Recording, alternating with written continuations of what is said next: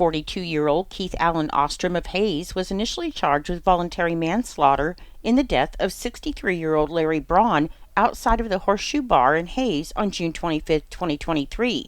He was sentenced on Wednesday, November 20th, to 32 months in prison by Ellis County District Court Judge Glenn Braun. According to the Hayes Police Department, in the early morning hours of Sunday, June 26, 2023, 63-year-old Larry D. Braun was shot in the neck following an incident at the Horseshoe Bar, and Braun died as a result of his wounds. Police then arrested Ostrom. Court documents show that Ostrom had claimed that the shooting was self-defense, and at one point during the investigation, he told police that he believed Braun had a knife. However, according to the initial police report, Ostrom did not tell police on the scene about the knife.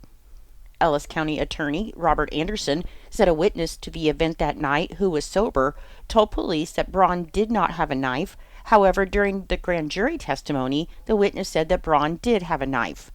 Anderson said the questions about self-defense were the main reason he presented the case to a grand jury, and on August 9, 2023, the 15-member grand jury returned an indictment, charging Ostrom with voluntary manslaughter, criminal discharge of a firearm, possession of a firearm while under the influence of alcohol, and endangerment.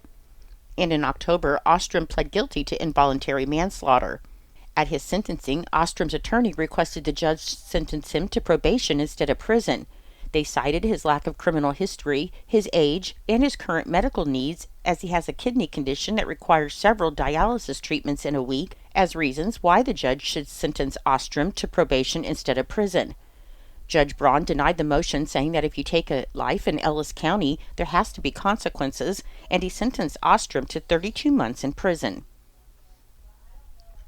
Governor Kelly recently announced that since the start of her administration in 2019, Kansas has attracted more than $20 billion in committed private sector investment to the state.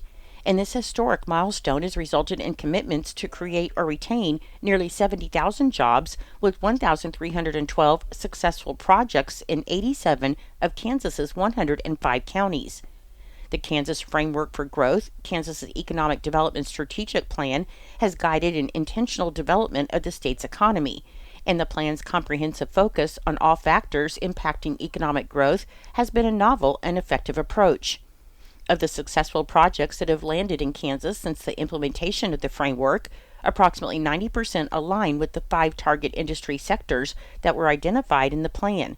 Strategic investments by the state in these sectors are driving growth and prosperity across Kansas. The jobs associated with these economic development projects are contributing to the overall wage growth across the state. On average, the 69,706 jobs created and retained pay 7.7% more than the overall average private sector wage in Kansas. This upward momentum in wage demonstrates that Kansas is creating good-paying jobs with reliable and stable salaries. Cheryl Gibson of the Internal Medicine Department at the University of Kansas Medical Center reported that nationally, food insecurity affects 13.5% of Americans. Though in Kansas, 1 in 7 individuals indicate that they are food insecure, and many Americans relied on pandemic aid programs that ended in 2021 and 2022. So food insecurity is becoming a bigger issue than it was just 2 years ago. In terms of food insecurity among children in Kansas, the 2024 Kids Count Data Book, published by statewide advocacy group Kansas Action for Children, claims Kansas's progress is fading. With increased consumer prices in the grocery store and the end of programs from the pandemic, it has become more and more difficult for many families to buy food due to trade-offs between other needs, like housing costs, because if you don't have affordable housing, your food budget is a lot lower. From 2021 to 2022, there was a 6.5% increase in food insecurity among children 18 and under in Kansas, and while nearly half of kids in the state qualify for free and reduced lunch, some counties are seeing 25% or more of kids battling food insecurity.